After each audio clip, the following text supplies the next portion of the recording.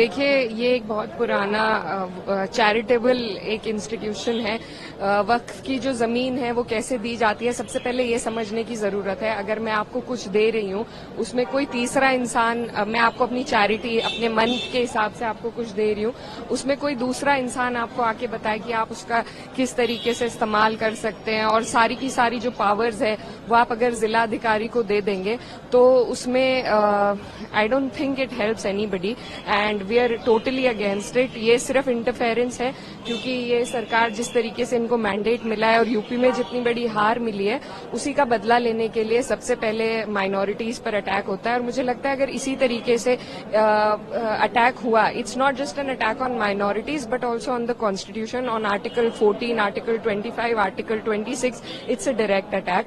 So and it is not just for Muslims. I think all the minorities in the country need to be aware of this government's intent, of their intent to interfere with one's personal beliefs and religious institutions. So I think this is not what my country stands for. This is not what my constitution stands for, and we stand against this bill and we will oppose it tooth and nail. But इकरा यहाँ पर जो bill में government की तरफ से बोला गया, जो पीड़ित, खासकर बार बार बोला गया, जो पीड़ित मुस्लिम महिलाएं हैं उनको इंसाफ दिलाना है, जो पीड़ित मुसलमान हैं, ये धर्म से इसको बिल्कुल जोड़े नहीं जाना चाहिए। ऐसा बिल्कुल भी नहीं है कि मुस्लिमों के खिलाफ क्लियरिटी इसमें है, उसके बावजूद क्यों आप लोगों को लगता है कि this is against the religion, ये मुस्लिमों के खिलाफ है? देखिए, सुपरफिशियली ये जो सरकार है कुछ भी बदलाव लाने के लिए हमेशा महिलाओं का इस्तेमाल, मैं खुद एक मुस्लिम महिला हूं और मैं बहुत अच्छी तरीके से, पहले भी जब ट्रिपल तलाक का बिल आया था तो भी यही कहा गया था, पर मेरी मांग भी थी, मैंने मिनिस्टर ऑफ एजुकेशन से मांग करी थी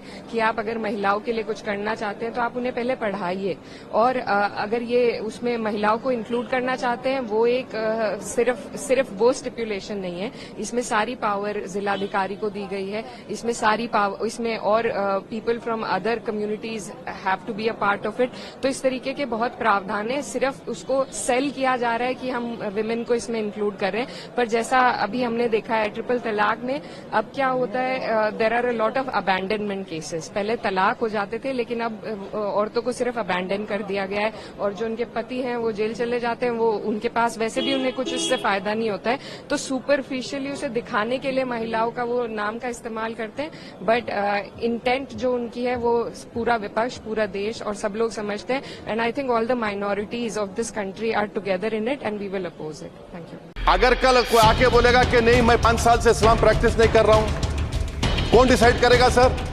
और एक न्यू कन्वर्ट है, ये जो आप बिल ला रहे हैं, आप देश को बांटने का काम कर रहे हैं, जोड़ने का काम नहीं कर रहे हैं, आप दुश्मन हैं मुसलमानों के, उसका सबूत ये बिल है। Thank you sir. Under rule 72 to oppose the Waqf amendment bill, sir I oppose the introduction of the bill under rule 72(2) on the grounds that this House does not have the competence to make these amendments. This bill patently violates the principles provided in Article 14, 15 and 25, sir. It is both discriminatory, arbitrary.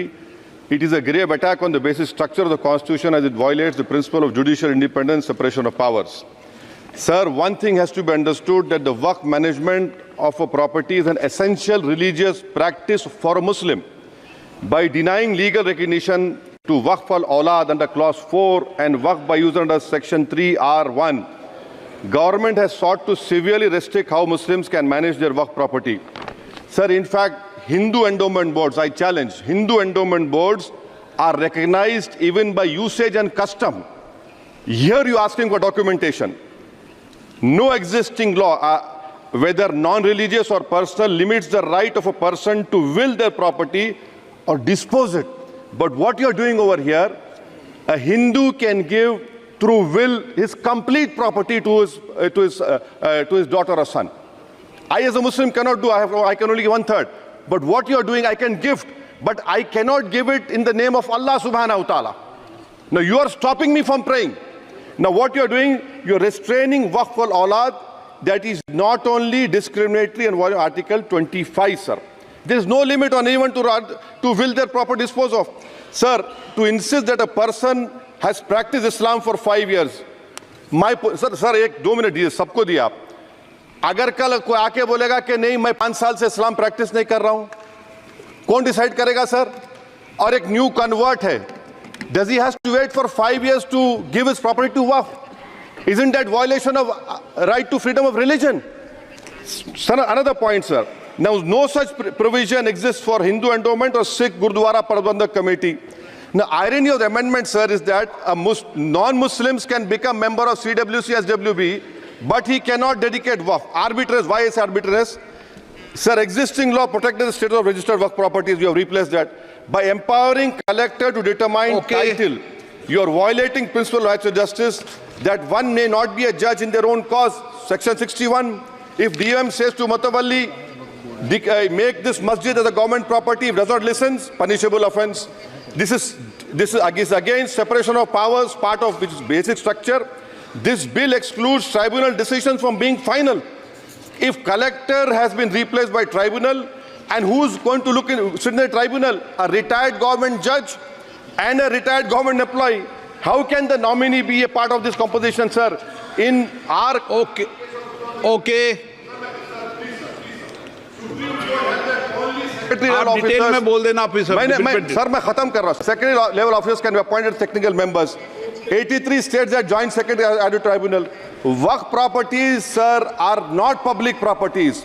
By removing Waqf by user, this government wants to take over Dargah, Masjid and Waqf properties. Sir, take this example of 107. You have made it more difficult to be removed. Encroachment happens. Section 37 removes protection to Waqf properties. Section 40 prejudicial amendments.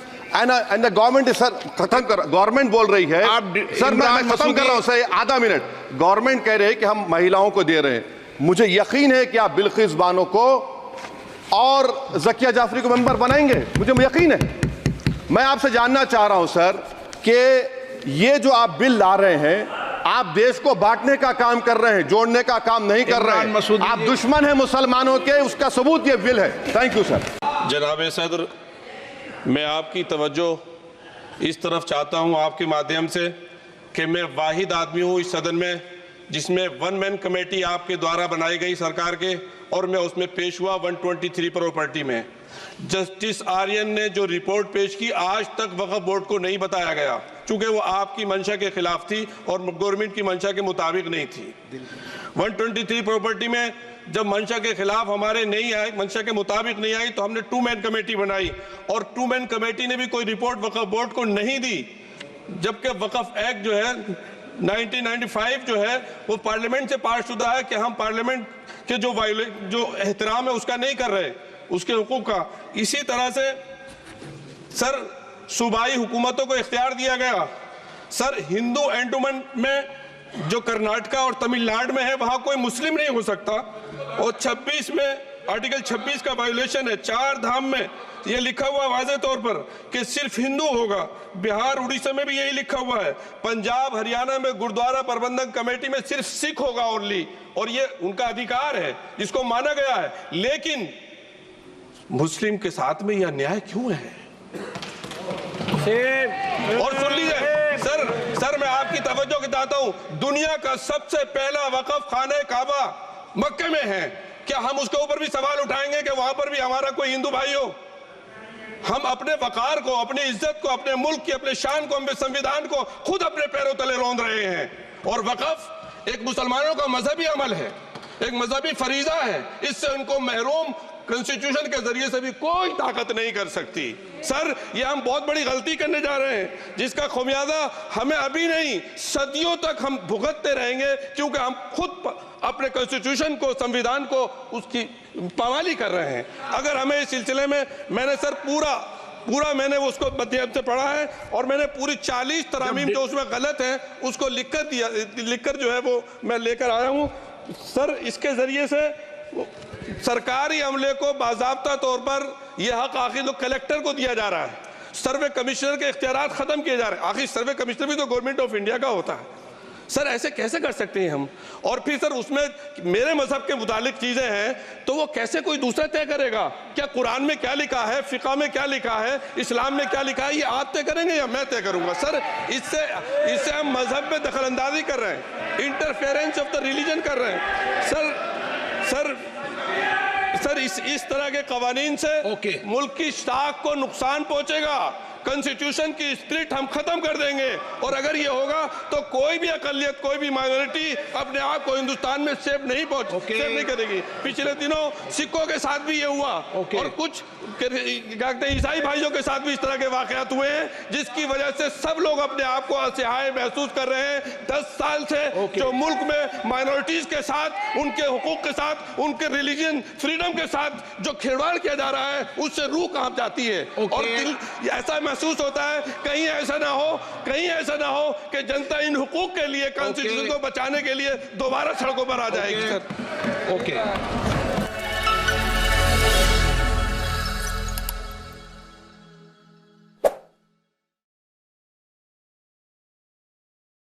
मैं अध्यक्ष जी बहुत धन्यवाद देना चाहता हूं आपका। मैं माननीय सदस्य NK प्रमाचंद्रन जी ने जो कहा और माननीय सदस्यों ने जो कहा, मैं उससे अपनी बात को जोड़ता हूं। ये बिल जो इंट्रोड्यूस हो रहा है, ये अध्यक्ष महोदय बहुत सोची समझी राजनीति के तहत हो रहा है। अध्यक्ष महोदय, जब लोकतांत्रिक तरीके से चुने जाने की पहले से प्रक्रिया है तो उसको नॉमिनेट क्यों किया जा रहा है?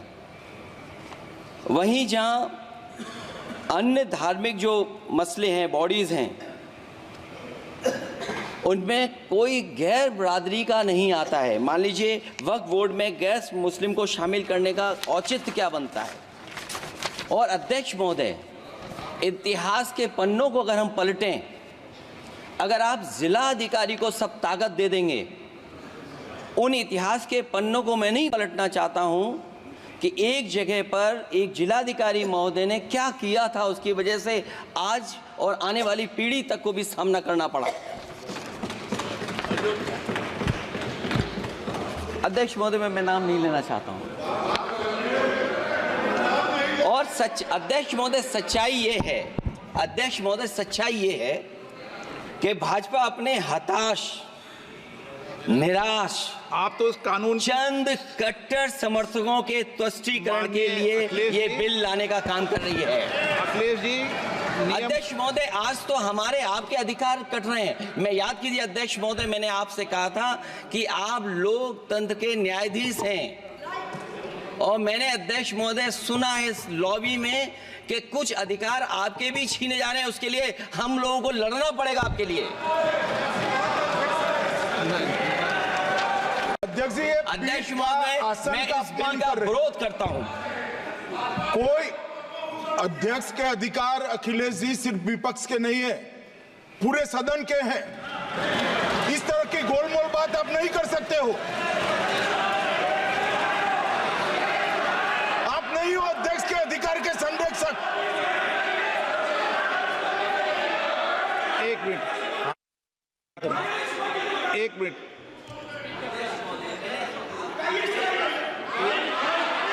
Minute please. ये इसलिए लाया जा रहा अध्यक्ष महोदय, अभी हारे हैं अध्यक्ष महोदय, अभी हारे हैं। Okay, no. और दरअसल ये चाहते हैं नो।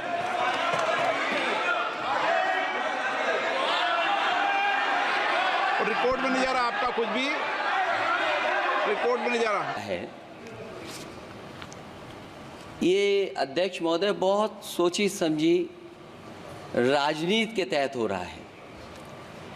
अध्यक्ष महोदय, जब लोकतांत्रिक तरीके से चुने जाने की पहले से प्रक्रिया है तो उसको नॉमिनेट क्यों किया जा रहा है? वहीं जहां अन्य धार्मिक जो मसले हैं, बॉडीज़ हैं, उनमें कोई गैर बरादरी का नहीं आता है। मान लीजिए वक्फ बोर्ड में गैर मुस्लिम को शामिल करने का औचित्य क्या बनता है? और अध्यक्ष महोदय, इतिहास के पन्नों को अगर हम पलटें, अगर आप जिला अधिकारी को सब ताकत दे देंगे, उन इतिहास के पन्नों को मैं नहीं पलटना चाहता हूं कि एक जगह पर एक जिलाधिकारी महोदय ने क्या किया था, उसकी वजह से आज और आने वाली पीढ़ी तक को भी सामना करना पड़ा। अध्यक्ष महोदय, मैं नाम नहीं लेना चाहता हूं। अध्यक्ष महोदय, सच्चाई ये है कि भाजपा अपने हताश, निराश, आप तो उस कानून चंद कट्टर समर्थकों के तुष्टीकरण के लिए ये बिल लाने का काम कर रही है। अखिलेश जी, अध्यक्ष महोदय, आज तो हमारे आपके अधिकार कट रहे हैं। मैं याद कीजिए अध्यक्ष महोदय, मैंने आपसे कहा था कि आप लोकतंत्र के न्यायाधीश हैं, और मैंने अध्यक्ष महोदय सुना है इस लॉबी में कि कुछ अधिकार आपके भी छीने जा रहे हैं। उसके लिए हम लोगों को लड़ना पड़ेगा आपके लिए। अध्यक्ष महोदय, मैं इस बिल का विरोध करता हूं। कोई अध्यक्ष के अधिकार अखिलेश जी सिर्फ विपक्ष के नहीं है, पूरे सदन के हैं। इस तरह की गोलमोल बात आप नहीं कर सकते हो। आप नहीं हो अध्यक्ष के अधिकार के संरक्षक। एक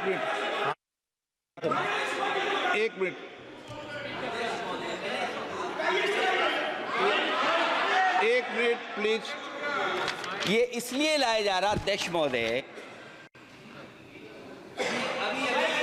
अभी हारे हैं अध्यक्ष महोदय, अभी हारे हैं। Okay, no. और दरअसल ये चाहते हैं नो।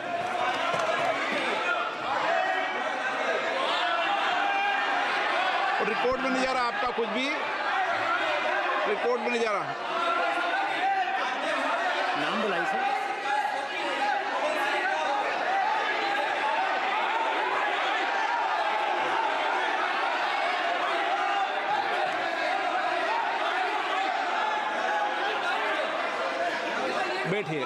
बैठिए। माननीय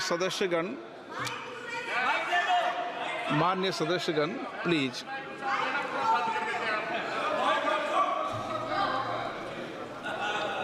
मैं आपसे आग्रह करता हूं, आप वरिष्ठ हैं और कोई नए भी सदस्य होंगे, कृपया हमेशा इस बात का ध्यान रखें, आसन पर, संसद की आंतरिक व्यवस्था पर कोई टिप्पणी नहीं करना चाहिए।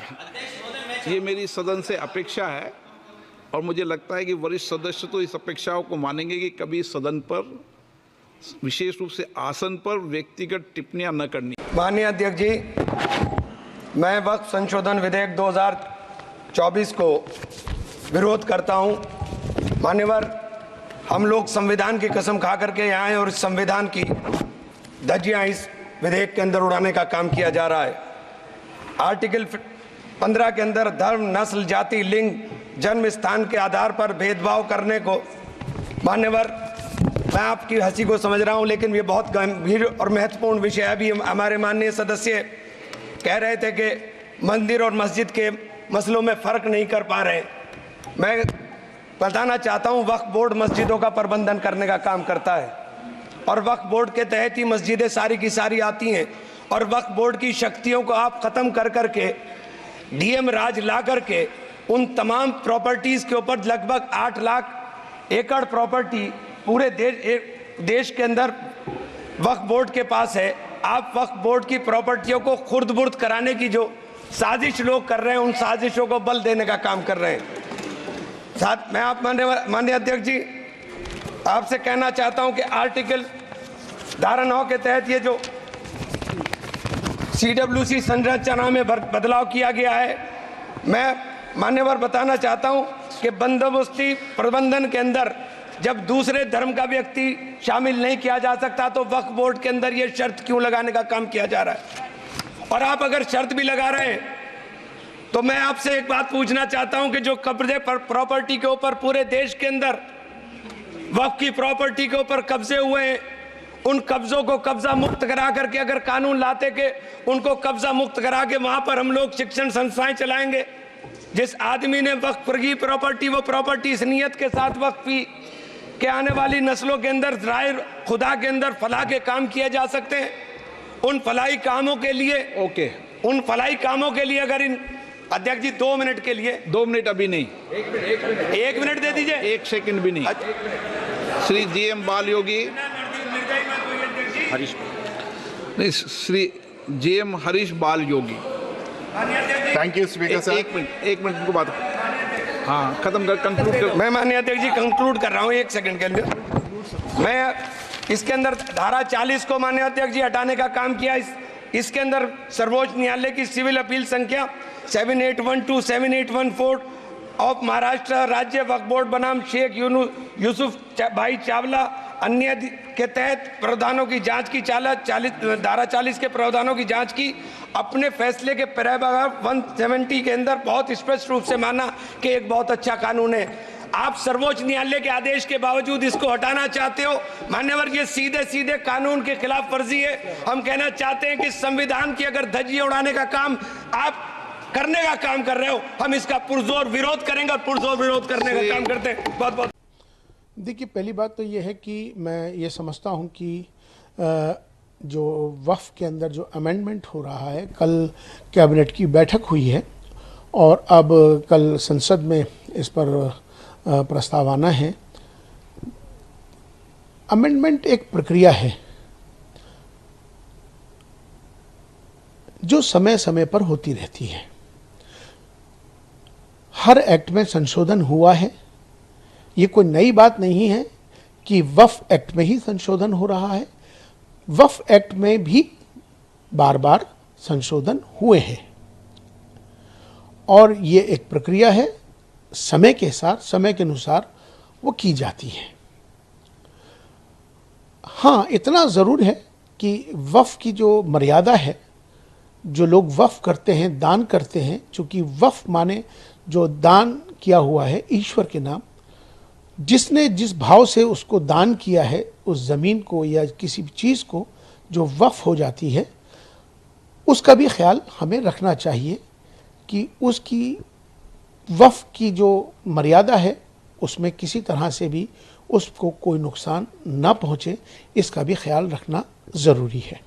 ठीक है, आपने देखिए, कोई क्या कहता है नहीं कहता है ये अलग विषय है, लेकिन सरकार के सामने समय अनुसार अगर अमेंडमेंट किया जाता है, संशोधन किया जाता है, तो मुझे लगता है कि समय की ज़रूरत होती है।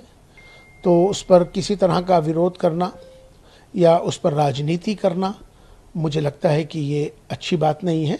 बैठकर बातचीत होनी चाहिए। कल प्रस्ताव आएगा, उस पर चर्चा होनी चाहिए, ना कि राजनीति। मैं समझता हूं कि चूँकि बहुत से लोगों को इस बात की जानकारी होती नहीं है, भारत में जिस तरह से सेंट्रल वक्फ काउंसिल होता है जो कि सारा निज़ाम देखता है, और इसी तरह से राज्य में होता है राज्य वक्फ बोर्ड, और इसी तरह से सेंट्रल वक्फ काउंसिल के अंदर भी बाज़ाब्ता मेंबर्स बनाए जाते हैं। 7 मेंबर्स होते हैं, जिसके अंदर एक MP होता है, एक MLA होता है, एक आलिम होता है जो स्कॉलर्स जिसको कहते हैं इस्लामिक स्कॉलर्स, और इसी तरह से एक औरत का उसमें प्रतिनिधित्व होता है, और उसमें एक पॉलिटिकल पर्सन भी होता है और एक उसमें सामाजिक भी लोग उसमें जोड़े जाते हैं। इस तरह से ये पूरा उसमें उसके मेंबर उसमें शामिल होते हैं। इसी तरह से राज्य वक्फ बोर्ड्स हैं, उसके अंदर भी यही इसी तरह का नियम है कि एक MP होना चाहिए, एक MLA होना चाहिए, और उसमें एक बार काउंसिल का मेंबर भी होना चाहिए, और उसमें एक शिया का भी एक नुमाइंदगी होनी चाहिए, और इसी तरह से उसमें एक सोशल वर्कर भी होना चाहिए जो और एक उसके अंदर आलिम होना चाहिए जो इस्लामिक स्कॉलर हो। तो इस तरह से इसको 7 लोगों की इसमें टीम बनती है, लोग नियुक्त किए जाते हैं और वो उसको देखते हैं। हाँ, ये बात ठीक है कि औरतों की नुमाइंदगी बहुत सारी जगह कमी है। मुझे लगता है कि हमें अगर हम उसमें फीमेल की उसमें नुमाइंदगी होती है तो बहुत अच्छी बात है, उसमें कोई बुराई की बात नहीं है, और संशोधन होता है तो समय समय के अनुसार उसमें बदलाव तो होता ही है। एक सवाल, यकीनन ये बात बिल्कुल सही है कि देखिए, अभी कैबिनेट की बैठक हुई है और कैबिनेट की बैठक में प्रस्ताव आया है। अब वो प्रस्ताव सदन में आएगा। अब सदन में आके उस पर चर्चा होनी है, और चर्चा होने के बाद चूँकि संशोधन समय समय की प्रक्रिया है, वक्फ के अंदर हमेशा से संशोधन होता आया है, अमेंडमेंट होता आया है, और वक्फ पे ही नहीं, हर एक्ट के अंदर समय अनुसार उसमें बदलाव हुआ है। तो इसमें कोई राजनीति करने का विषय नहीं है, ये इस पर चर्चा करने का विषय है। अगर कहीं ना कहीं अगर किसी को किसी का हक मर रहा है या कोई हक तलफी कहीं हो रही है, अगर उसके अंदर सुधार होता है तो अच्छी बात है। हाँ, लेकिन इसका हमें ज़रूर ख्याल करना चाहिए, क्योंकि वक्फ जो है ईश्वर के नाम दान दी हुई चीज़ को कहते हैं, वक्फ करना ईश्वर के लिए। तो उसकी जो मर्यादा है या उसका जो मकसद है जिसने वक्फ किया है, ईश्वर के नाम दान किया है, उसमें भी कोई छेड़छाड़ ना हो या उसकी मर्यादा में किसी तरह या उसमें कोई नुकसान ना हो, इसका भी ख्याल सरकार को करना चाहिए। लेकिन इस पर राजनीति, अभी प्रस्ताव आया नहीं है, राजनीति पहले हो जाती है, तो पहले राजनीति के बजाय चर्चा होनी चाहिए। कोई प्रस्ताव आया है, उस पर बहस होनी चाहिए, बहस होने के बाद फिर उस पर आगे बढ़ना चाहिए। और मुझे लगता है कि समय अनुसार अगर संशोधन होता है तो इसमें कोई बुराई की बात नहीं है। देखिए, वो हों या कोई और हों,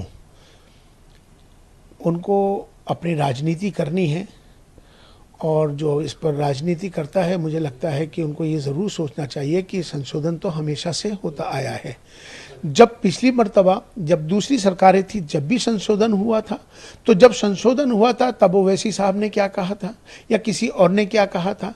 लेकिन आज के वक्त में सरकार, जो मौजूदा सरकार है, कोई अमेंडमेंट लाती है, सरकार मुसलमानों के हक में लाती है, तब भी उस पर राजनीति होनी शुरू हो जाती है। या सरकार किसी तरह का भी कोई एक्ट में बदलाव लाती है, उस पर भी हिंदू मुसलमान हो जाता है, उस पर राजनीति हो जाती है। तो मेरा विपक्ष को खास तौर पर यह कहने का है कि हर चीज़ का विरोध नहीं करना चाहिए, उस पर चर्चा करनी चाहिए और उस पर राजनीति नहीं होनी चाहिए।